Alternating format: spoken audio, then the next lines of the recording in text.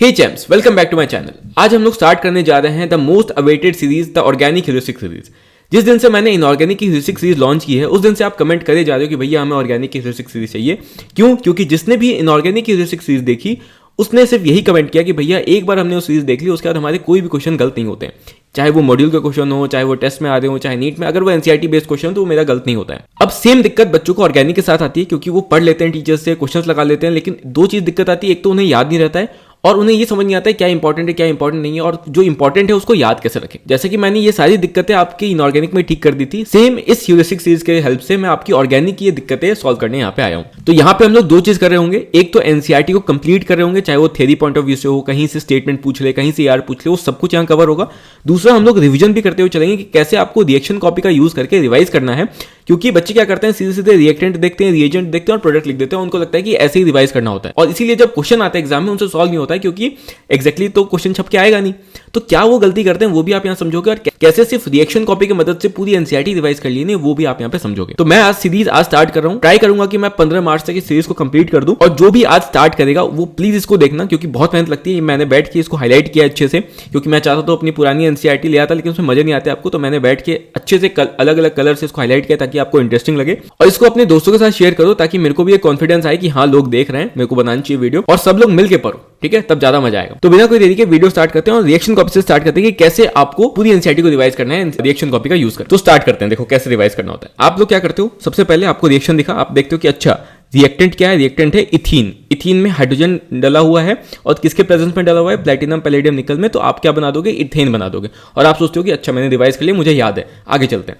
ये नहीं करना होता है, आपको देखना होता है कि कौन सी फैमिली है, क्या डला हुआ है। तो फैमिली आपको दिखता है कि अच्छा ये तो एक एल्कीन है, एल्कीन में हाइड्रोजन डला हुआ है, किसके प्रेजेंस में डला हुआ है, प्लैटिनम पैलेडियम निकल के प्रेजेंस में।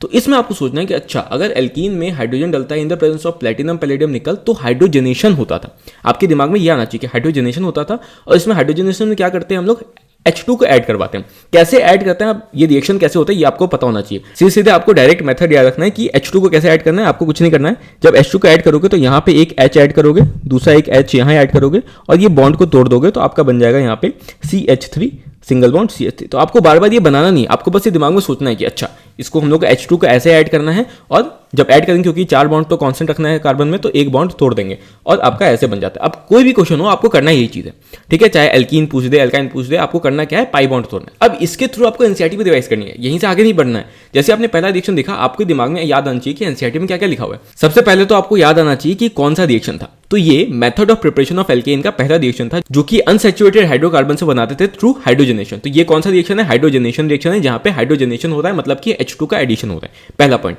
और सोचना है कि एनसीईआरटी में और क्या लिखा था। तो एनसीईआरटी में आपको दिमाग में याद आएगा कि एनसीईआरटी में लिखा था कि प्लैटिनम पैलेडियम निकल, यहाँ पे ये इसका काम क्या है, ये H2 को एक्टिवेट करवाती थी। कैसे एक्टिवेट करवाती थी, प्लैटिनम पैलेडियम निकल मेटल्स है जो कि अपने ऊपर H2 को एब्जॉर्ब करवाती है, H के बीच का बॉन्ड वीक करती है ताकि वो टूट पाए और अलग अलग से ऐड हो पाए। तो ये उसका काम होता है। ये अभी याद करो, फिर आप एनसीईआरटी से वेरीफाई करोगे।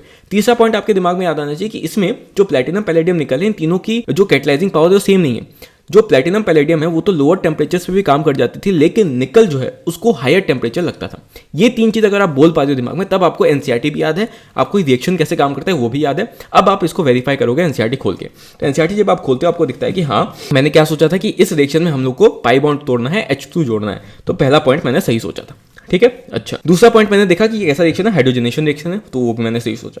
तीसरा पॉइंट मैंने देखा कि ये यहाँ पे जो मेटल है वो क्या करता है, अपने ऊपर एब्जॉर्ब करवाता है, एब्जॉर्ब नहीं एब्जॉर्ब करवाता है, और हाइड्रोजन हाइड्रोजन बॉन्ड को एक्टिवेट करवाता है।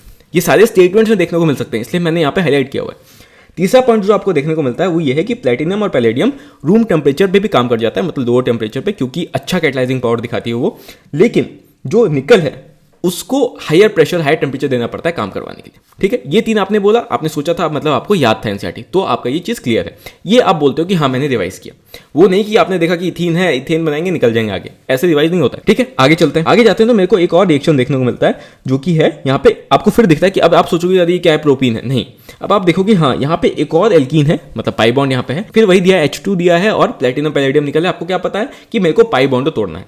पाई बॉन्ड तोड़ोगे, सेम H यहाँ लगाओगे, H यहाँ लगाओगे, इसको तोड़ दोगे, आपका क्या बन जाएगा, प्रोपेन बन जाएगा, ठीक है, आगे चलते हैं। यहाँ पे फिर से H2 दिख रहा है, यहाँ पे फिर आपको 2 पाई बॉन्ड दिख रहा है, दोनों पाई बॉन्ड को तोड़ दोगे और फिर से आप एक एल्केन बना के निकल जाओगे। ये आपको करना था। तो एनसीईआरटी के तीनों रिएक्शंस भी कवर हो गए, सारे स्टेटमेंट्स भी कवर हो गए। एक और पॉइंट मैंने एनसीईआरटी में लिखा है कि आपको अगर मान लो स्पेसिफाई नहीं भी किया है, सीधे सीधे 1 मोल हाइड्रोजन भी दिया है, तब भी आपको सारे के सारे पाई बॉन्ड्स को तोड़ देने हैं, चाहे एल्काइन में 2 बॉन्ड हो या एल्कीन में 1 है तो तोड़ ही दोगे। अगर 2 बॉन्ड है तब भी सबको तोड़ के ही आप पूरा का पूरा एल्केन ही बना दोगे। ठीक है, ये आपको ध्यान रखना है, इसमें कंफ्यूज नहीं होने का।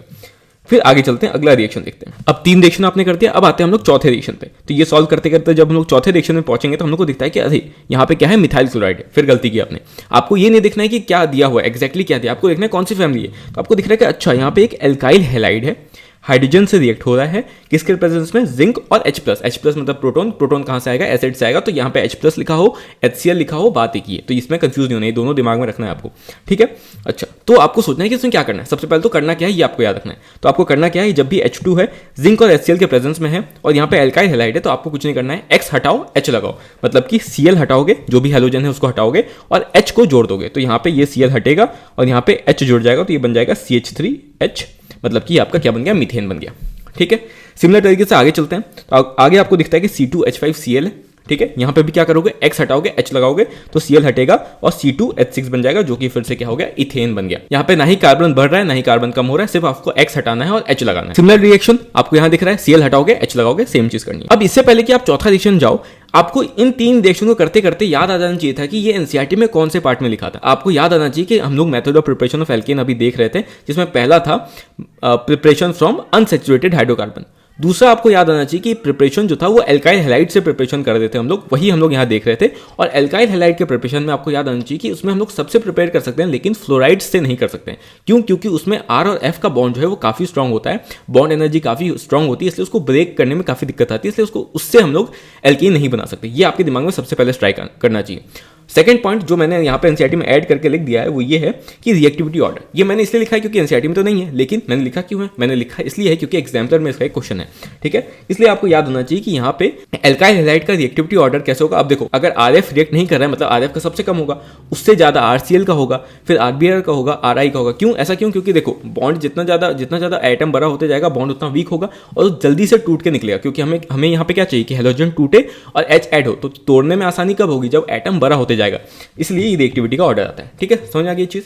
अब जो मैंने यहाँ पे सोचा था मैं उसको वेरीफाई कर लेता हूँ। यहाँ पे आपको दिख रहा है कि सब रिएक्ट करेंगे एक्सेप्ट फ्लोराइड्स। ठीक है, ये मैंने सही सोचा था, बॉन्ड एनर्जी हाई है इसलिए ये हो रहा है। क्या करना था इसमें, X हटाओ, H लगाओ, ये भी मैंने सही सोचा था। एक और चीज यहाँ पे मैंने लिखा हुआ है कि मान लो कभी कभी आपको H2 नहीं देखने को मिल सकता है, सीधे रिएक्टेंट दिया होगा और जिंक HCl लिखा होगा, तब भी आपको रिएक्शन सेम करना है। क्यों? क्योंकि जिंक और HCl से जब आप रिएक्शन करवाते हो तो वहाँ पे H2 निकलता है और वो H2 कभी कभी नहीं लिखते हैं। ठीक है, इसमें आपको कंफ्यूज नहीं होना है। तो ये हो गया आपका दूसरा रिएक्शन कंप्लीट। अब इसी चीज को बार बार रिवाइज करने के लिए मैंने यहाँ पे रिएक्शन ही लिख दिया था कि अगर एल्काइल फ्लोराइड है और उसके लिए सेम रिएक्शन दिया हुआ है, H2 है in the presence of zinc and HCl, तो क्या मैं रिएक्शन करवाऊंगा। मेरे दिमाग में जैसे ये देखूंगा मेरे को याद आएगी, अरे ये सबके साथ तो रिएक्ट करता था, एल्काइल क्लोराइड हो, ब्रोमाइड हो, सबके साथ रिएक्ट करेगा, लेकिन एल्काइल फ्लोराइड के साथ रिएक्ट नहीं करता, तो यहाँ पे नो रिएक्शन। ठीक है, ये आपके दिमाग में ऐसे याद आना चाहिए। इस तरीके से आपको रिवाइज करना है। रिएक्शन भी हो गया, एनसीईआरटी के पॉइंट्स भी हो गए, तो चाहे वो स्टेटमेंट पूछे, थ्योरी पूछे, कैसे भी पूछे, आप आंसर सही करके आओगे। और आपने स्पेसिफाई नहीं किया कि इथीन दिया है तो इथेन बनेगा, आपने बस फैमिली देखा कि एल्काइल हैलाइड है, हाइड्रोजन अगर दिख रहा है, जिंक HCl दिखा तो ये बनेगा। ठीक है, अब जैसे ही हम लोग ऐसे सॉल्व करते हुए आगे बढ़ेंगे, हम लोग आते हैं 8th रिएक्शन पे। 8th रिएक्शन में आपको क्या देखने को मिलता है कि मैंने लिखा हुआ है कि ब्रोमोमीथेन सोडियम के साथ रिएक्ट कर रहा है ड्राई ईथर के प्रेजेंस में। जैसे ही आपने ये रिएक्शन दिखा, आपके दिमाग में स्ट्राइक करना चाहिए कि ये वुड सेक्शन है। Sodium in the presence of dry ether दिखा, वुड सेक्शन आपके दिमाग में स्ट्राइक करना चाहिए। इसमें अब दूसरा पॉइंट आपके दिमाग में आना चाहिए कि इसमें क्या बनाना होता है, कैसे बनाना होता है। तो आपको इसमें याद रखना है कि ब्रोमोमीथेन मैंने यहाँ लिखा हुआ है, तो इसको खोल के बना लेते हैं। तो ये आपका एक्चुअली होगा CH3Br, है ना, ब्रोमोमीथेन यही हो गया। तो ये इसके साथ आपका रिएक्शन हो जाता है। आपको याद रखना है कि इसमें कुछ नहीं करना होता है, मैं सीधे जो हेलोजन है उसको हटा दूंगा, रेडिकल बन के हटा दूंगा और यहाँ पे जो बचा हुआ रेडिकल है उसको लिख लूंगा। तो CH3 डॉट आपके पास आ गया। जो भी यहाँ पे आपने लिखा है सेम उसी चीज को आपको एक बार फिर लिख लेना है और उन दोनों को आपको जोड़ देना है। ठीक है, ये आपको करना होता है। मतलब कि अगर मैं RX के फॉर्म में लिखूं तो ऐसा कुछ भी अगर आपको दिख रहा है तो आपको सबसे पहले रेडिकल बना लेना है, X को हटा के जो भी रेडिकल आपने लिखा है उसको फिर से लिख के उसको जोड़ देना है, ये प्रोडक्ट आपका बनता है। इस तरीके से इसको बनाना है। सबसे पहले तो आपने ये देख लिया कि रिएक्शन कौन सा, ये वुड सेक्शन है। कैसे करते हैं तो मैंने आपको यहाँ पे समझा दिया। ठीक है, अब जैसा कि मैंने बोला कि रिएक्शन देखते आपको याद आना चाहिए कि एनसीईआरटी में क्या क्या लिखा था। सबसे पहले एनसीईआरटी में इसका कोई नाम था, तो हाँ इसका नाम था वुड सेक्शन, इसका नाम था। दूसरा पॉइंट याद आना चाहिए कि ये किसके लिए यूज करते थे, तो ये हायर एल्केन्स बनाने के लिए यूज करते थे। क्यों? क्योंकि इसमें स्टार्ट जो भी हम लोग R से कर रहे हैं तो बाद में जो बन रहा है वो R+R बन रहा है, मतलब कि डबल हो जाता है। तो ये हायर एल्केन्स बनाने के लिए यूज करते थे। तीसरा पॉइंट, इसको इवन नंबर ऑफ कार्बन वाले कंपाउंड्स बनाने के लिए यूज करते थे। ठीक है, ये 3 पॉइंट्स आपको याद आने चाहिए जो कि एनसीईआरटी में लिखी हुई है, अभी मैं आपको दिखाऊंगा। फोर्थ पॉइंट आपको याद आना चाहिए कि जो मैंने बोला कि इवन नंबर ऑफ कार्बन के लिए यूज करते हैं, उसको हम लोग ऐसे भी लिख सकते हैं कि सिमेट्रिकल एल्केन्स बनाने के लिए यूज कर सकते हैं। अनसिमेट्रिकल एल्केन्स इसे नहीं बनाते थे क्योंकि इसमें पुअर यील्ड आता है। ऐसा नहीं कि बना नहीं सकते, बना सकते हैं, लेकिन पुअर यील्ड आता है। ठीक है, उसका एग्जांपल भी एनसीईआरटी ने पूछा हुआ है, इसलिए मैं आपको दिखाऊंगा। पांचवा पॉइंट, इससे हम लोग सब बना सकते हैं, मीथेन नहीं बना सकते। क्यों? क्योंकि इसमें आपने देखा कि ऑलमोस्ट डबल हो जाता है। कौन बोल रहा है कि जीरो लेके डबल हो जाएगा? जीरो से डबल नहीं होता है। किसी को आप जीरो दोगे और बोलोगे इसको डबल कर दो तो क्या उसको 1 कर देगा? जीरो का कोई डबल नहीं होता है। 0 × 2 0। ठीक है, ये मत सोचना कि आपने कोई भी कंपाउंड नहीं लिया आपका मीथेन आ जाएगा। मीथेन इससे आप नहीं बना सकते। ठीक है, सिंपल। अब इस चीज को मैं वेरीफाई कर लेता हूं कि मैंने जो सोचा वो सही सोचा कि नहीं। जैसे आप एनसीईआरटी खोलते हो आपको दिखता है कि हाँ, मेरे को इसमें क्या करना था, अगर RX है तो मेरे को सबसे पहले रेडिकल बना लेना है R डॉट, और जो भी रेडिकल बनाया उसको फिर से लिख के उसको जोड़ देना है। ठीक है, जहां से X हटाओगे वहीं से दूसरे के साथ जुड़ेगा। ये बहुत इंपॉर्टेंट चीज है, क्योंकि अगर अच्छे क्वेश्चन है उसमें आप गलती कर सकते हो। मैं अभी आपको एग्जांपल भी दिखा देता हूं। उससे पहले दूसरा पॉइंट मैंने क्या बोला था कि हायर एल्केन्स के लिए यूज करते हैं, वही आपको यहाँ पे दिख रहा है। तीसरा पॉइंट, ये वर्ड सेक्शन है, ये भी आपको दिख गया। इवन नंबर ऑफ कार्बन के लिए यूज करते हैं, ये भी आपने देख लिया। सिमेट्रिकल एल्केन्स के लिए यूज करते हैं, ये आपने यहाँ देख लिया। अनसिमेट्रिकल एल्केन्स में पुअर यील्ड होता है, ये देख लिया। और CH4 कांट बी प्रिपेयर्ड, ये भी आपने देख लिया। नीचे ही एनसीईआरटी ने क्वेश्चन भी पूछा हुआ है जो कि मैं अभी बोल रहा था। तो डिफरेंट एल्काइल हाइड्स क्यों नहीं लेते हैं? इसलिए नहीं लेते क्योंकि उस केस में जो रेडिकल्स बनेंगे दो अलग अलग बनेंगे। फिर जब उनको जोड़ोगे तो 3 टाइप के प्रोडक्ट्स आपको मिल सकते हैं। जैसे कि यहाँ पे क्या क्या रेडिकल बनेगा, यहाँ पे CH3 डॉट रेडिकल एक बना और एक आपका C2H5 डॉट रेडिकल बना। तो एक बार तो ये रेडिकल आपस में जुड़ सकता है जिसके कारण ये बनेगा। ठीक है, दूसरी बार क्या हो सकता है, C2H5 वाला रेडिकल आपस में जुड़ेगा जिसके कारण आपका ये प्रोडक्ट बनेगा, 3rd नंबर वाला। और एक बार क्या हो सकता है, ये CH3 वाला C2H5 के साथ जुड़ जाएगा जिसके कारण आपका ये वाला रेडिकल आपका बनेगा। ठीक है, तो आपके 3 प्रोडक्ट्स बनेंगे और एक प्रोडक्ट नहीं बन रहा है, इसलिए यहाँ पे जो मिक्सचर ऑफ प्रोडक्ट बनेंगे और पुअर यील्ड इसलिए कहते हैं इसको। तो इसलिए यहाँ जो एनसीईआरटी ने क्वेश्चन पूछा है कि हम लोग 2 डिफरेंट एल्काइल हाइड्स क्यों नहीं लेते, तो ये इसका रीजन है कि इसमें यहाँ पे पुअर यील्ड मिलता है या फिर मिक्सचर ऑफ प्रोडक्ट्स मिलता है, इसलिए हम लोग 2 डिफरेंट एल्काइल हाइड्स नहीं लेते हैं वुड सेक्शन के। इस तरीके से आपने एनसीईआरटी को भी रिवाइज कर लिया। अब आते हैं हम लोग वापस से अपने रिएक्शन कॉपी। तो इस तरीके से आपने वुड सेक्शन के सारे एनसीईआरटी के पॉइंट्स भी रिवाइज कर लिए। आगे चलते हैं। आगे जो आपका रिएक्शन था वो 9th नंबर रिएक्शन था, जिसमें आपको दिख रहा है कि C2H5Br है फिर से सोडियम और ड्राई ईथर के प्रेजेंस में। तो आपको मैंने क्या दिलाया कि जैसे सोडियम और ड्राई ईथर आपको दिखे वुड सेक्शन करवाना है, जिसमें आपको क्या करना है, X डॉट निकाल देना है अलग से, जो R डॉट बचा उसको वापस से उसी के साथ जोड़ देना है। बस ध्यान यहाँ रखना है कि जहां से आपने X हटाया है वहीं से वो जुड़ेगा। ठीक है, तो C2H5 डॉट बनेगा, उसके बाद ये क्या बन जाएगा, ब्यूटेन बन जाएगा। तो मतलब जो भी रहता है उसे डबल हो जाता है। अगर इथाइल रेडिकल है तो ब्यूटेन बन जाएगा, अगर प्रोपाइल रेडिकल है तो हेक्सेन बन जाएगा। ये आपको समझना है। अगर हम लोग सीधे सीधे जोड़ रहे हैं, ये ध्यान रखना है। जैसे मान लो अगर मैं आपको बोलता हूँ कि ऐसा ऐसा कुछ था और X यहाँ पे जुड़ा हुआ था, ठीक है, और ऐसा ही सेम क्वेश्चन है, ये X यहाँ पे जुड़ा हुआ था, तो अगर मैं इसके लिए वर्ड्स करवाता हूँ तो यहाँ पे जो प्रोडक्ट बनेगा वो बनेगा C, ठीक है, और रेडिकल यहाँ पे था। फिर जब यहाँ पे लिखूंगा उसी को सेम, तो यहाँ पे ऐसे रेडिकल होगा और ये यहाँ से जुड़ेगा। ठीक है, तो ये सीधे सीधे क्या बन जाएगा, आपका N हेक्सेन बन जाएगा। लेकिन ये भी आपका सेम चीज़ है, बस X कहीं और जुड़ा हुआ है। तो यहाँ पे जो रेडिकल बनेगा वो कुछ ऐसा बनेगा, डॉट यहाँ पे मैंने क्या बोलता सेम वैसे ही लिखो, तो C डॉट रेडिकल, और ये यहाँ से जुड़ेगा। तो ये आपका N हेक्सेन नहीं बन रहा है, ये समझो। यहाँ पे आपका कुछ ब्यूटेन वाला कंपाउंड बन रहा है। ठीक है, उसको नंबरिंग कर लेना, आपको दिख जाएगा। आगे चलते हैं। अब आपको दिख रहा है 10th number reaction. 10th number reaction जैसे हम लोग बोलेंगे, आपको यहाँ क्या दिख रहा है, सोडियम इथेनॉइड, और यहाँ पे दिख रहा है किसके प्रेजेंस में, NaOH और कैल्शियम ऑक्साइड। सबसे पहले रिएक्शन देखते ही आपको याद आना चाहिए कि देखो NaOH और कैल्शियम ऑक्साइड जो है उसको हम लोग सोडा लाइन बोलते हैं। ठीक है, अच्छा, दूसरा आपको याद आना चाहिए कि ये कौन सा रिएक्शन है, तो आपको याद आना चाहिए कि एनसीईआरटी में रिएक्शन जो था इसका नाम था डीकार्बोक्सिलेशन रिएक्शन। क्यों? क्योंकि इसमें कार्बन डाइऑक्साइड निकलता था। दूसरा चीज, यहाँ पे जो सोडियम इथेनॉइड है वो क्या है, वो sodium salt of carboxylic acid है। ठीक है, 3 पॉइंट आपने यहाँ पे समझ लिया। इस रिएक्शन में क्या करना होता था, इस रिएक्शन में हम लोग को एक कार्बन कम वाला कंपाउंड बनाना पड़ता था। ये कुछ पॉइंट्स आपको याद आएंगे। उसके बाद रिएक्शन देखते ही जैसे आपने ये सारे पॉइंट्स आपको याद आए, मतलब आपको एनसीईआरटी की सारी चीजें याद है, वापस हम लोग जाके उसको देख कंफर्म कर लेंगे कि मैंने जो बोला है वो सही बोला है या नहीं बोला है। उसके बाद आपको यहाँ ये भी ध्यान रखना है कि रिएक्शन करना कैसे। तो शॉर्ट फॉर्म आपको पता होना चाहिए कैसे रिएक्शन करना है। तो आपको देखना है कि अच्छा सोडियम इथेनॉइड था, अगर मैं इसको लिखता तो मतलब कि ये 2 कार्बन वाला कंपाउंड है। अगर मैं इसको लिखूंगा तो ऐसा कुछ दिखेगा, CH3COONA। ठीक है, ये आपका था। इसके साथ आपका रिएक्शन था NaOH और कैल्शियम ऑक्साइड के साथ। आपको ध्यान रखना है कि जब भी ऐसा रिएक्शन है जहां पे सोडा लाइन प्रेजेंट है, हीट किया हुआ है, उसमें आपको एक कार्बन कम वाला कंपाउंड बनाना है। बनाना कैसे, तो आपको कुछ नहीं करना है, CONA हटाना है और H लगा देना है। मतलब कि यहाँ पे क्या बन जाएगा, यहाँ पे पहले 2 कार्बन था, अब ये जो फाइनल प्रोडक्ट बनेगा वो आपका मीथेन बनेगा, 1 कार्बन वाला। ये चीज आपको यहाँ पे करनी होती है। सिमिलरली आगे देखते हो तो यहाँ पे भी एक कंपाउंड है जहाँ पे कितने कार्बन देखने को मिल रहे हैं, 1 2 3 4, मतलब कि, और ये कौन सा रिएक्शन है, वही डीकार्बोक्सिलेशन वाला है। NaOH और कैल्शियम ऑक्साइड देख के आपने कंफर्म किया सोडा लाइन प्रेजेंट है, तो आपको करना क्या है, एक कार्बन कम वाला कंपाउंड बनाना है। तो यहाँ पे आपका 1 2 3 4 कार्बन है, तो आपको बनाना क्या है, प्रोपेन बनाना है, जिसमें 3 कंपाउंड है। तो यहाँ पे आप प्रोपेन बना दोगे। समझ में आ गया? इस तरीके से इस रिएक्शन को करना है। अब मैंने इसके लिए कुछ पॉइंट्स आपको बताए थे स्टार्टिंग में, जो कि एनसीईआरटी से हमें कंफर्म करना है, तो एनसीईआरटी खोल के कंफर्म कर लेते हैं। तो मैंने पहला बोला था कि जो NaOH और कैल्शियम ऑक्साइड है उसको सोडा आयन बोलते हैं, वो यहाँ पे दिया है, मतलब मैंने ठीक बोला था। दूसरा चीज, यहाँ पे जो फाइनल प्रोडक्ट बनता है उसमें एक कार्बन कम रहता है, वो भी मैंने यहाँ पे सही बोला था। तीसरा पॉइंट, ये एक डीकार्बोक्सिलेशन रिएक्शन है क्योंकि इसमें कार्बन डाइऑक्साइड निकल जाता है, ठीक है, इसलिए इसको डीकार्बोक्सिलेशन रिएक्शन बोलते हैं, ये भी मैंने यहाँ पे सही बोला था। क्या करना होता है इसमें, CONA हटाना होता है और H लगाना होता है, वो भी मैंने यहाँ पे सही बोला था।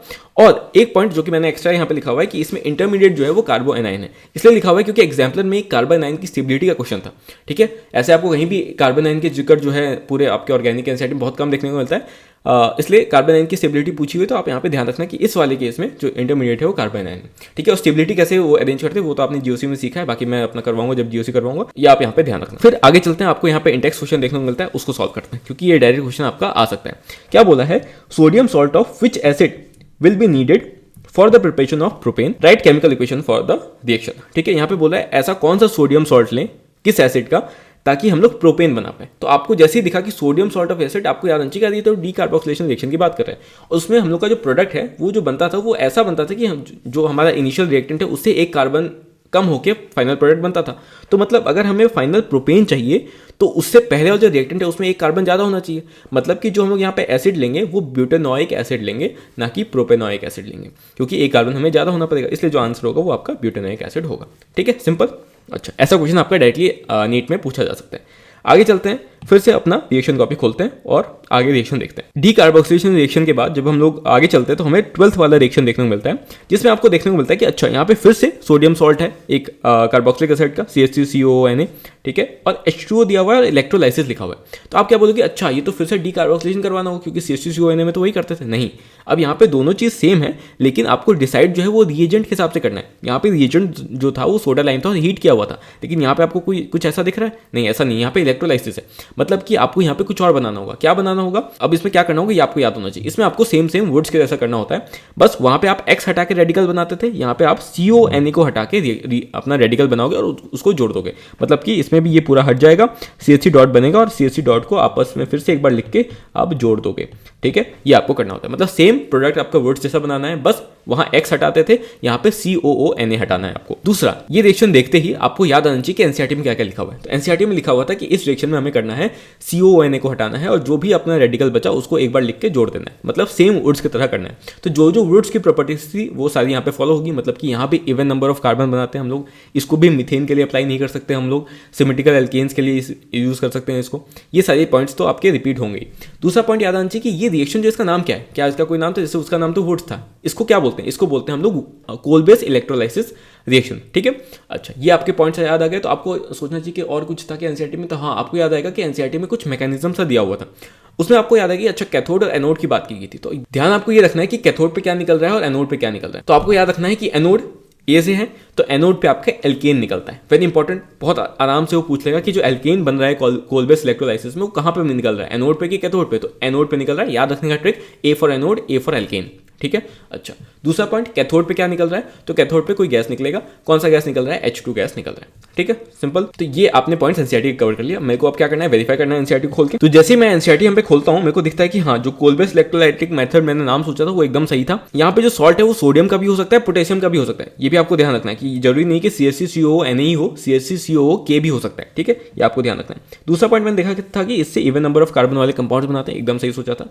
फिर यहाँ पे मैकेनिज्म जो मैंने सोचा था कि हाँ वहाँ दिया हुआ वो एकदम सही दिया हुआ था। यहाँ पे आपको देखना पड़ेगा कि यहाँ पे NaOH जो हमने इनिशियल यूज किया था वो वापस से रीजनरेट हो जाता है और इसी NaOH के प्रेजेंस के कारण ये जो सॉल्यूशन है वो बेसिक होता है, जो कि मैंने यहाँ लिख के कि ये जो आपका फाइनल सॉल्यूशन होता है वो बेसिक सॉल्यूशन होता है। सेम एज वुड्स है, ये मैंने आपको बोल दिया था ऑलरेडी। क्या इससे मीथेन प्रिपेयर किया जा सकता है, एनसीईआरटी ने क्वेश्चन पूछा, तो बिल्कुल नहीं कर सकते क्योंकि एकदम वुड्स की तरह करना है, तो वुड्स में भी नहीं कर सकते, तो यहाँ भी नहीं कर सकते थे। उसके बाद एनोड पे क्या बनता है, कैथोड पे क्या बनता है, तो एनोड पे ए फॉर एल्केन, तो एल्केन आपका यहाँ बन रहा है, देखो यहाँ पे दिख रहा है आपको, और जो मिथाइल फ्री रेडिकल है वो भी यहीं बन रहा है। तो अगर क्वेश्चन में मान लो पूछा कि जो मिथाइल फ्री रेडिकल है वो कहाँ बन रहा है, तो एनोड पे बन रहा है, ठीक है, कैथोड पे नहीं बन रहा है। कैथोड पे आपका यहाँ पे देखो H रेडिकल बन रहा है, ये ध्यान रख सकते हो, और H2 निकल रहा है। और ये मैं इसलिए आपको याद करने बोल रहा हूँ क्योंकि देखो यहाँ पे बोला है कि जो एल्केन है वो आपका कहाँ पे बन रहा है, एनोड पे बन रहा है, ये एनसीईआरटी ने लिखा हुआ है, इसलिए क्वेश्चन आराम से बना के दे सकते हैं, इसलिए इसको ध्यान रखना। अब ये मैंने कर लिया। फिजिकल प्रॉपर्टीज वाला पॉइंट जो है वो दूसरी वीडियोज में आ जाएगा कंफर्मेशन वाले पार्ट के साथ। हम लोग आगे चलते हैं रिएक्शन में।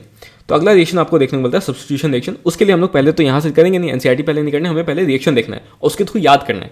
एक्टिव रिकॉल इसी को बोलते हैं। अब आगे चलते हैं, कोलबेस इलेक्ट्रोलाइसिस के बाद जब हम लोग आगे चलेंगे तो हम लोग को दिखता है 14th number reaction. 14th number reaction में आपको देखने को मिलता है कि एक मीथेन है, Cl2 दिया हुआ है, HMU लिखा हुआ है। आपको रिएक्शन देखते याद आना चाहिए कि जब भी HMU लिखा है मतलब कि मेरे को यहाँ पे क्या करवाना है, सब्स्टिट्यूशन करवाना है, और ये फ्री रेडिकल सब्स्टिट्यूशन यहाँ पे होता है, ठीक है। तो मतलब रिएक्शन देखते ही आपको याद आएगा कि अरे ये जो रिएक्शन है, मतलब मैं अभी तक क्या देख रहा था, मैं अभी तक method of preparation of alkene देख रहा था, मेरे दिमाग में ये याद आएगा।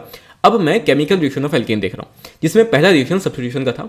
उसमें एनसीईआरटी ने एक तो हेलोजिनेशन की बात की थी, जिसमें हम लोग किसी भी टाइप के हेलोजन को ऐड कर सकते हैं, Cl2 Br2 I2 ये सब। उसमें और दो नाम लिखे हुए थे जो कि मेरे को याद है कि वहाँ पे एक नाइट्रेशन भी लिखा हुआ था, एक सल्फोनेशन भी लिखा हुआ था, ठीक है। उसको मैं दिखाता हूँ आपको, मैंने एनसीईआरटी में लिख दिया है, तो ये मेरे को दिमाग में याद आएगा। दूसरा पॉइंट याद आएगा कि जब भी आपको सब्स्टिट्यूशन करवाना है उसके लिए आपको क्या चाहिए होता है, एक अच्छे अमाउंट में हीट होना चाहिए या फिर डिफ्यूज सनलाइट होना चाहिए। उसी सनलाइट को हमने यहाँ पे HMU से रिप्रेजेंट किया है। अब इस सेक्शन में मेरे को याद आना चाहिए कि इसमें करना क्या होता है। तो उसमें करना कुछ नहीं होता है, यहाँ से एक H हटाएंगे और एक X को जोड़ देंगे, मतलब कि CH4 है तो CH3 हो जाएगा और यहाँ पे Cl जुड़ जाएगा। ये आपको सिंपल करना होता है। जैसे कि आगे जाओगे तो आगे भी आपको यहाँ दिख रहा है इथेन, तो यहाँ से भी एक H हटाओगे और एक X जोड़ दोगे, तो यहाँ पे XCl है तो Cl जुड़ेगा, तो ये भी बन जाएगा आपका CH3 CH2 Cl।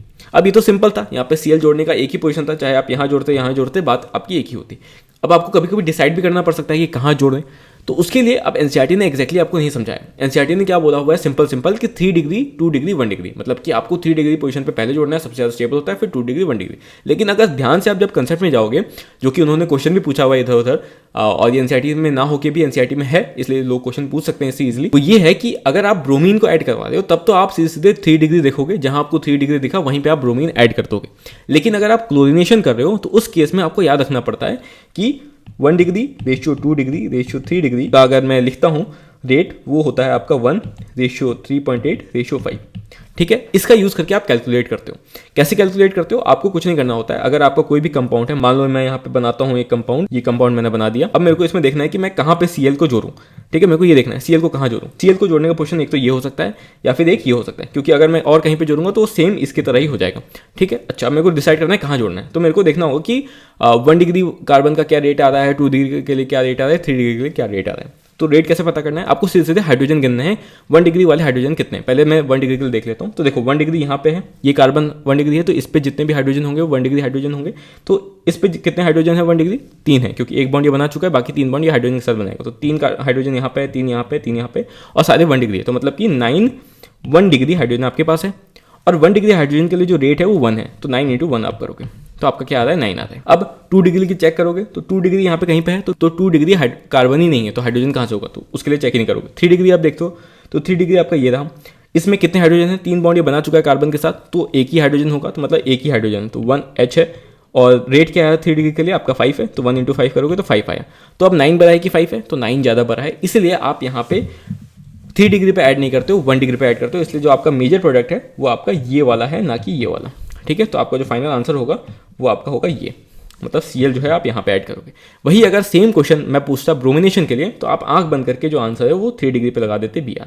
ये आपको समझना है, ठीक है। ये आपको टीचर्स भी समझाते हैं, मैंने शॉर्ट में समझा दिया। और इस रेट को ध्यान रखना जो कि मैंने यहाँ पे लिखवाया था, मैंने एनसीईआरटी में लिखा हुआ है, आपको मिल जाएगा। तो ये सारी चीज़ें आपने एनसीईआरटी से याद किया कि ये चीज़ लिखी हुई है। दूसरा और आपको याद करना है कि और कुछ लिखा होता है एनसीईआरटी में, हाँ कुछ रिवर्सिबल लिखा हुआ था, कुछ एक्सप्लोजन के बारे में लिखा हो, तो वो हम लोग याद करते हैं। तो आपको याद आना चाहिए कि जो मेरे को यहाँ पे क्या करना है, हेलोजन को ऐड करना है। तो हेलोजन को ऐड करने का भी कुछ वो होगा, रिएक्टिविटी होगा। तो सबसे जल्दी कौन ऐड होगा, जो सबसे ज़्यादा छोटा होगा, सबसे स्ट्रॉन्ग बॉन्ड बनाएगा, तो मतलब फ्लोरीन सबसे जल्दी ऐड होना चाहेगा, फिर क्लोरीन, फिर ब्रोमीन, फिर आयोडीन, मतलब आयोडीन सबसे कम ऐड होना चाहेगा।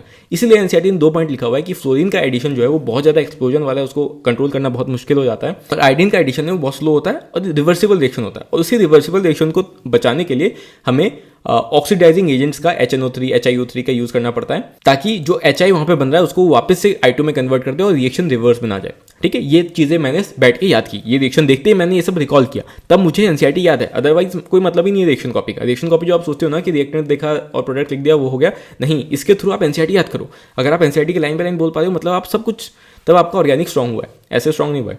अच्छा, अब मैं क्या करूँगा, मैं वेरीफाई करूँगा कि मैंने जो सोचा वो सही सोचा कि नहीं, कहीं मैंने कुछ स्किप तो नहीं कर दिया। तो सबसे पहले मैंने सोचा था कि ये जो रिएक्शन है वो सब्स्टिट्यूशन रिएक्शन का एक टाइप है, जिसमें हेलोजिनेशन हम लोग यहाँ पे देख रहे थे। और इसके अलावा मैंने बोला था कि 2 और एग्जाम्पल दिया हुआ है एनसीईआरटी में, जो कि नाइट्रेशन और सल्फोनेशन है। उसी का मैंने जो कैसे करना होता है नाइट्रेशन सल्फोनेशन, वो मैंने यहाँ शॉर्ट में लिखा हुआ है कि नाइट्रेशन में आप HNO3 को ऐड करते हो, के साथ रिएक्शन करते हो, तो आपका यहाँ पे NO2 ऐड होता है। और सल्फोनेशन के केस में H2SO4 के साथ रिएक्शन होता है और SO3H यहाँ पे ऐड होता है, ठीक है। फिर दूसरा पॉइंट पॉइंट मैंने बोला था कि हेलोजिनेशन के लिए हायर टेम्परेचर या फिर डिफ्यूज सनलाइट और टेम्परेचर कितना इतना चाहिए होता है, वही मैंने वहाँ पे एच के फॉर्म में रिप्रेजेंट करता। अब मैंने वहाँ पे एक इंपॉर्टेंट चीज़ बोलना भूल गया था, जो कि मेरे को आगे जैसे ये मैंने देखा मुझे याद आया कि ये किस टाइप का रिएक्शन था। सब्स्टिट्यूशन तो मैंने बोल दिया, लेकिन सब्स्टिट्यूशन में भी कैसा टाइप का, तो ये फ्री रेडिकल सब्स्टिट्यूशन रिएक्शन है, ठीक है। उसी का मैकेनिज्म याद दिया हुआ है, आपके सिलेबस में मैकेनिज्म है और इससे क्वेश्चन भी आता है, इसलिए ये इंपॉर्टेंट है आपको याद रखना। तो हेलोजिनेशन है, फिर मैंने मोनोक्लोरिनेशन की बात आपसे की थी, ये सब बताया था कि ये रेट आपको याद रखना पड़ता है अगर आपको प्रोडक्ट पता करना है कि कौन सा मेजर है। ऑल्दो ऐसा क्वेश्चन मेरे को उसमें पीवाईक्यू में तो नहीं दिखा, लेकिन फिर भी आप याद रखो, क्योंकि एनसीईआरटी ने यहाँ पे क्या गड़बड़ी की हुई है कि सबके लिए लिखा हुआ है कि 3 डिग्री 2 डिग्री 1 डिग्री होगा, लेकिन ये सबके लिए सही नहीं है, सिर्फ ब्रोमिनेशन के लिए सही है। क्लोरिनेशन के लिए आपको इसके थ्रू जाना पड़ता है, ठीक है, ये आप ध्यान रखो। फिर rate of reaction of alkanes की मैंने बात की थी, वो मैंने आपको यहाँ पे बता दिया। Rate of reaction of alkanes में मैंने बोला था कि फ्लोरीन सबसे जल्दी रिएक्ट करता है और वो इतना वायलेंट होता है कि उसको कंट्रोल करना मुश्किल हो जाता है। फिर आयोडीन का सबसे कम होता है, वो मैंने बता दिया आपको, रिवर्सिबल रिएक्शन हो जाता है। और इसको रिवर्स बचाने के लिए और इसको रिवर्स होने से बचाने के लिए HiO3 और HNO3 का यूज़ किया जाता है, ताकि वो HI को I2 में कन्वर्ट कर दे। और तो ये आपको याद रखना है कि HiO3 क्या करता है, HI को I2 में कन्वर्ट कर देता है। वो किसी भी तरीके से इससे आपसे क्वेश्चन पूछ सकते हैं, ठीक है। जो मैंने बोल रहा था कि मैं भूल गया था कि कौन से टाइप का रिएक्शन है, बोलना भूल गया था, तो मेरे को एनसीईआरटी से देखते याद आता है कि अच्छा ये किस टाइप का रिएक्शन है, फ्री रेडिकल चेन मैकेनिज्म वाला रिएक्शन है, ठीक है। उसका मैकेनिज्म आपको समझना इंपॉर्टेंट, क्योंकि इससे इसलिए वो क्वेश्चन बना के पूछ सकते हैं। तो अब बात करते हैं हम लोग मैकेनिज्म पे कि मैकेनिज्म में हम लोग को क्या क्या याद रखना है और यहाँ से एग्जामिनर कैसे कैसे क्वेश्चन बना सकते हैं। सबसे पहली चीज, कौन सा मैकेनिज्म फॉलो होता है सब्स्टिट्यूशन रिएक्शन में, स्पेशली हेलोजिनेशन में, तो free radical chain mechanism follow होता है, मतलब free radical chain reaction follow होता है, जिसको FR-SR भी आप बोल सकते हो, ठीक है। दूसरा पॉइंट कि इस मैकेनिज्म में कितने पार्ट्स हैं, तो आपको याद रखना है कि इसमें 3 पार्ट्स में ये होता है, इनिशिएशन, प्रोपागेशन और टर्मिनेशन। पहले स्टार्ट होगा, प्रोपागेट होगा और लास्ट में टर्मिनेट हो जाएगा, ठीक है। इनिशिएशन में क्या होता है आपको पता होना चाहिए, प्रोपागेशन में क्या होता है ये पता होना चाहिए, और टर्मिनेशन में क्या होता है ये पता होना चाहिए। वो आपको रिएक्शन देके पूछ सकता है कि which of the following is the correct reaction of propagation, मतलब इनमें से ये जो रिएक्शन दिए हैं वो सही है कि नहीं, प्रोपागेशन में होता है नहीं होता है, ये आपको पता होना चाहिए। और क्या क्या स्टेटमेंट वाइज क्वेश्चन पूछ सकते हैं वो भी मैं आपको यहाँ पे बताता हूँ। सबसे पहले इनिशिएशन में क्या होता है, तो इनिशिएशन में सिंपल चीज आपको याद रखना है, यहाँ पे क्लोरीन रेडिकल बनता है, ठीक है। क्यों बनता है, देखो आपके पास यहाँ पे 3 बॉन्ड थे ब्रेक करने के लिए, एक CC के बीच, एक CH के बीच और ClCl के बीच। आपको याद रखना है कि यहाँ पे ClCl बॉन्ड ही इसलिए ब्रेक होता है क्योंकि वो सबसे वीकेस्ट है, और जब हम लोग हीट करते हैं या फिर डिफ्यूज सनलाइट देते हैं तो सबसे पहले वो टूट जाता है क्योंकि वो सबसे वीकेस्ट है, ठीक है। ये आपको यहाँ पे याद रखना है, मैंने मार्क कर दिया। तो यहाँ पे इनिशिएशन में क्या हो रहा है, होमोलाइसिस ऑफ क्लोरीन हो रहा है, इसलिए यहाँ पे क्लोरीन रेडिकल बन रहा है, ठीक है, जो कि यहाँ पे लिखा हुआ है। तो हो गया, इनिशिएशन सबसे आसान है। उसमें अगर पूछना होगा तो यही 2 चीज़ पूछेंगे कि क्लोरीन ही क्यों टूटता है, मतलब वो AR बना के दे सकते हैं कि इन इनिशिएशन ClCl बॉन्ड ब्रेक्स के रीजन दे देंगे कि because ClCl bond is strongest, या कुछ भी दे देंगे, तो उस हिसाब से आपको डिसाइड करना होगा कि सही बोल रहे हैं या गलत बोल रहे हैं, ठीक है। अब आते हैं हम लोग प्रोपागेशन पे। तो अब हमने देखा था इनिशिएशन में क्या होता है, Cl रेडिकल बना था, तो प्रोपागेशन में क्या होगा कि ये जो रेडिकल बना था ये आपके मिथेन पे आके अटैक करेगा। हम लोग क्योंकि मिथेन वाला रिएक्शन देख रहे हैं, तो मिथेन पे आके अटैक करेगा और उसको बना देगा, फिर से उसको क्या कर देगा, रेडिकल में कन्वर्ट कर देगा, ठीक है। तो CH3 डॉट बन जाएगा।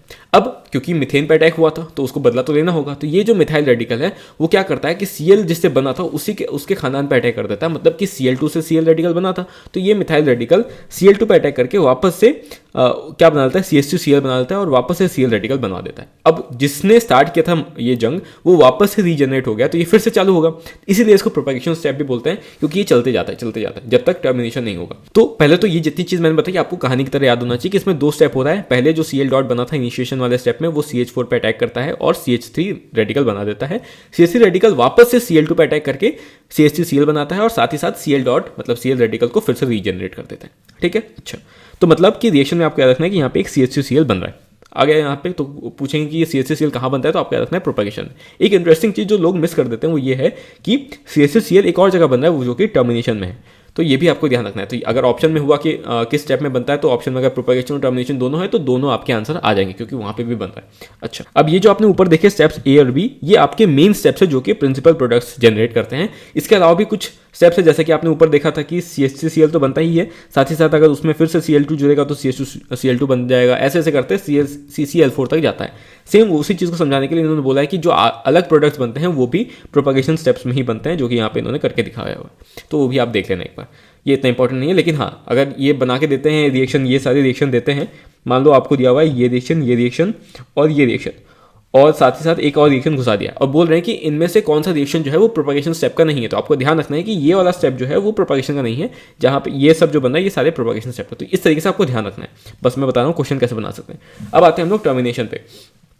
तो टर्मिनेशन में क्या होता है, सब चीज़ कंज्यूम हो जाएगा, तो इसलिए वहाँ पे रुक जाएगा चीज़। तो कंज्यूम कैसे होगा, मान लो वहाँ पे Cl डॉट बना था, तो वो आपस में रिएक्ट करके Cl2 बना ले वापस, मतलब कि तो Cl डॉट खत्म हो जाएगा, तो इसलिए वापस से वो मिथाइल रेडिकल जनरेट नहीं कर पाएगा। तो एक तो ये तरीका है।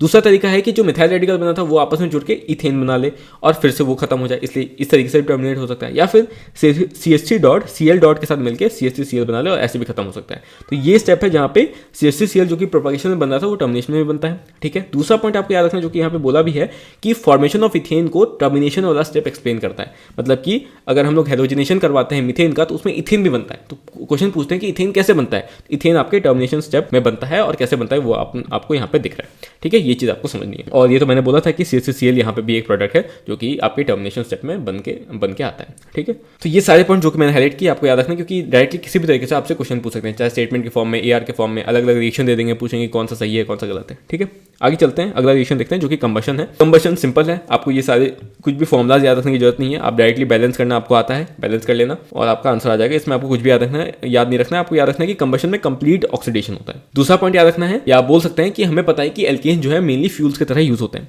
ठीक है, जो कि आपको दूसरी वीडियो में देखने को मिलेगा जब मैं उसमें सारे थ्योरी वाले पॉइंट्स करवाऊंगा कि एल्केन जो है मेनली फ्यूल्स की तरह यूज होते हैं।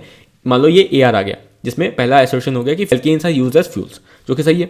रीजन हो सकता है कि combustion of alkanes produces large amount of heat, ये आपका रीजन हो सकता है। तो एसर्शन का करेक्ट एक्सप्लेनेशन होगा ये रीजन, ये मैं आपको समझाना चाह रहा हूँ, जो कि यहाँ पे एनसीईआरटी ने लिखा हुआ है कि एल्केन्स को हम लोग फ्यूल्स की तरह इसलिए यूज करते हैं क्योंकि उसको जब हम लोग उसका जब कंबशन करवाते हैं तो बहुत ज्यादा अमाउंट ऑफ हीट निकलता है। दूसरा, अगर मैं इनकम्प्लीट कंबशन कराता हूँ तो CO2 की जगह आपका क्या बनेगा, कार्बन बनेगा, C बनेगा, जिसको कार्बन ब्लैक बोल रहे हैं। और ये कार्बन ब्लैक जो है प्रिंटर इंक में या फिर ब्लैक पिगमेंट्स की तरह यूज होता है। ठीक है, उसका रिएक्शन जो है यहाँ पे आपको दिया हुआ है, जो कि आपको यहाँ समझना है। तो ये रिएक्शन मैंने शायद यहाँ पे नहीं लिखा था, यहाँ पे मैंने नहीं लिखा हुआ है। अब आगे जाने से पहले मैं तो यहाँ से रिवाइज करूंगा नहीं, मैं तो रिएक्शन कॉपी के थ्रू रिवाइज कर रहा था, तो वहां मैंने समझा दिया जो मेरे को समझाना था। अब मैं आता हूँ वापस से रिएक्शन कॉपी पे और मैं आगे वाले रिएक्शन देखता हूँ।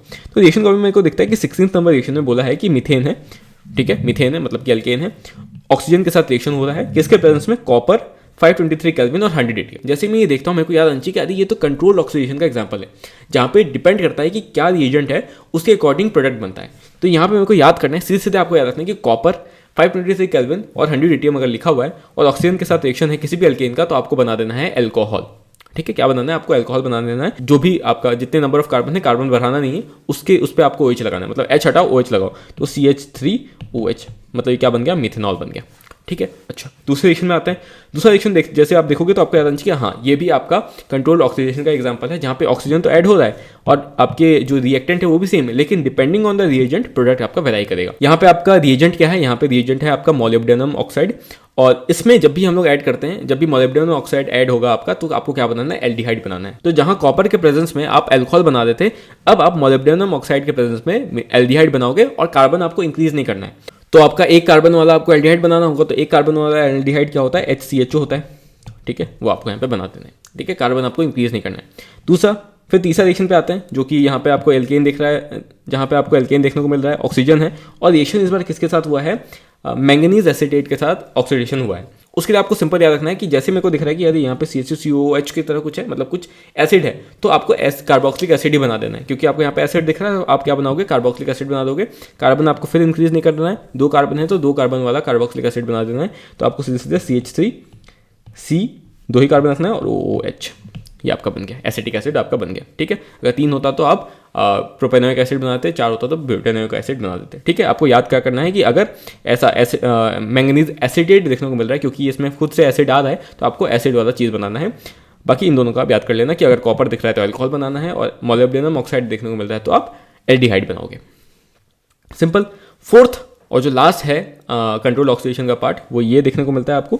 जैसे आप ये रिएक्शन देखते हो ना, आपको याद आना चाहिए कि एनसीईआरटी ने लिखा है कि नॉर्मली एल्केन्स ऑक्सीडेशन नहीं दिखाता है, लेकिन अगर 3 डिग्री एल्केन है, मतलब 3 डिग्री कार्बन प्रेजेंट है एल्केन में, तो उस केस में KMnO4 उसको ऑक्सीडाइज कर पाता है और एल्कोहल बनता है। मतलब कि अगर मैं इसको खोल के बनाऊंगा तो ये एक्जैक्टली क्या है, तो ये एक्जैक्टली ऐसा कुछ है, ये है। ठीक है, और इसमें आपका नॉर्मल H लगा हुआ है, तो ये आपका यहाँ पे दिख रहा है कि ये 3 डिग्री कार्बन है, तो 3 डिग्री कार्बन है, तो उसमें क्या करना है, आपको ये H हटाना है और OH लगा देना है, तो आपका ये कुछ ऐसा प्रोडक्ट आपको देखने को मिलेगा।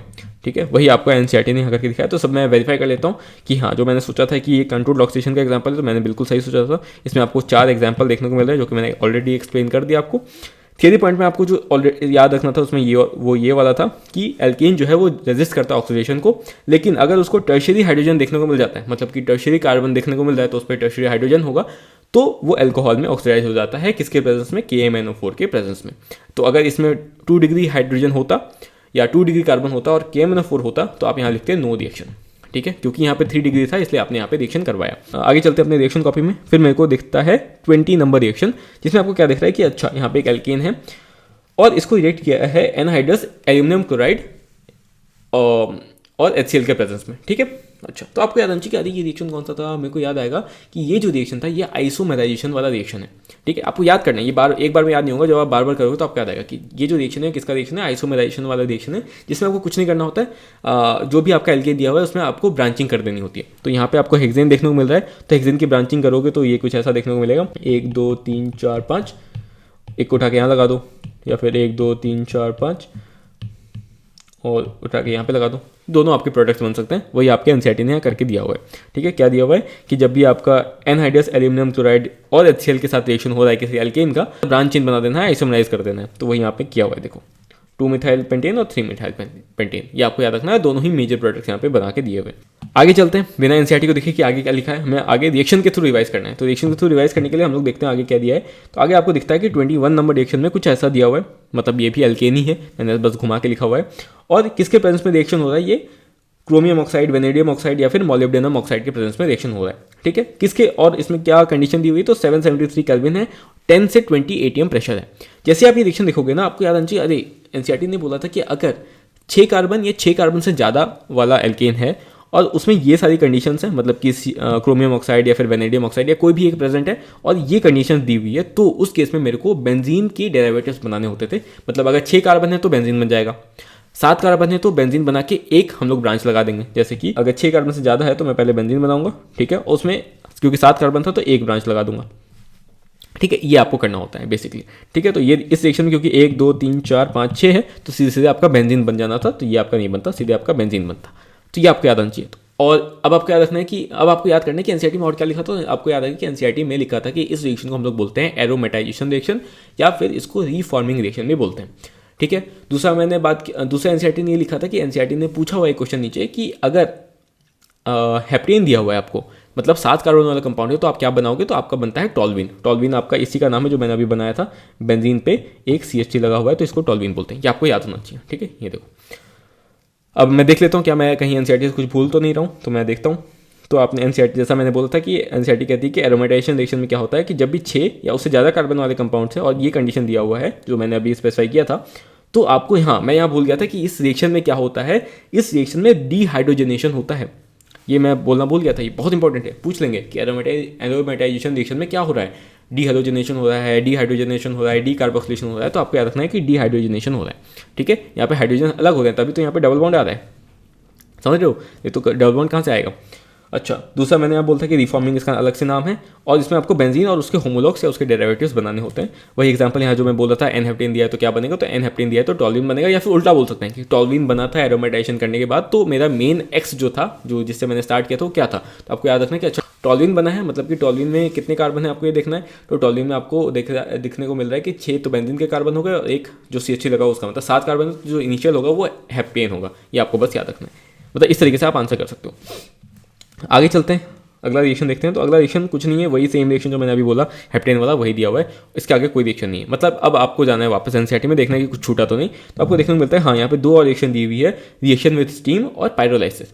अब रिएक्शन विद स्टीम आपको पता है हाइड्रोजन चैप्टर तो हटा दिया गया है, लेकिन उसमें ये रिएक्शन दिया हुआ था, ठीक है। जहाँ पे तो अगर आपको मान लो कल को क्वेश्चन आता है कि which of the following is a method of preparation of dihydrogen gas, तो अब आप बहुत आधे बच्चे सोचेंगे कि अरे हाइड्रोजन चैप्टर तो हटा दिया, तो ये आउट ऑफ एनसीईआरटी पूछ रहे हैं, एनसीईआरटी ने रिड्यूस सिलेबस फॉलो नहीं किया। लेकिन ऐसा नहीं है, वो क्वेश्चन यहाँ से पूछ रहे हैं, ठीक है।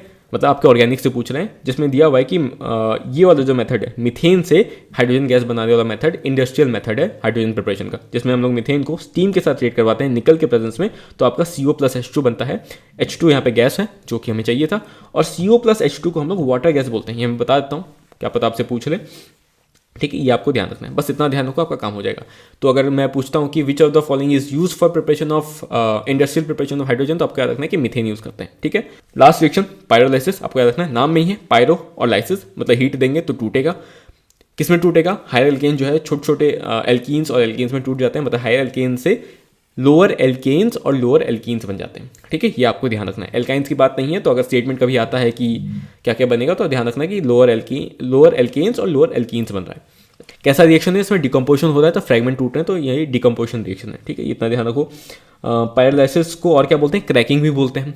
अब इंपॉर्टेंट चीज़ें क्या क्या हैं, देखो आपसे पहला क्वेश्चन पूछ सकते हैं कि पायरोलाइसिस जो है वो किस टाइप का रिएक्शन, तो आपको बोलना है फ्री रेडिकल रिएक्शन। एक्जैक्टली यहाँ पे एनसीईआरटी ने लिखा हुआ है, बहुत कम लोग ध्यान देते हैं, आप ध्यान देके जाना। दूसरा पॉइंट कि अगर क्वेश्चन दिया है कि ऑयल गैस या पेट्रोल या केरोसिन से बनाने के लिए कौन सा प्रिंसिपल यूज होता है, ऑप्शन है fractional distillation, destructive distillation, pyrolysis, तो आंसर होगा पायरोलाइसिस, या फिर क्रैकिंग भी ऑप्शन में हो सकता है, तो क्रैकिंग आंसर हो जाएगा। ठीक है, ये आपको ध्यान रखना है, जो कि यहाँ पे दिया हुआ है कि ऑयल गैस बनाने के लिए आपका प्रिंसिपल ऑफ पायरोलाइसिस यूज होता है।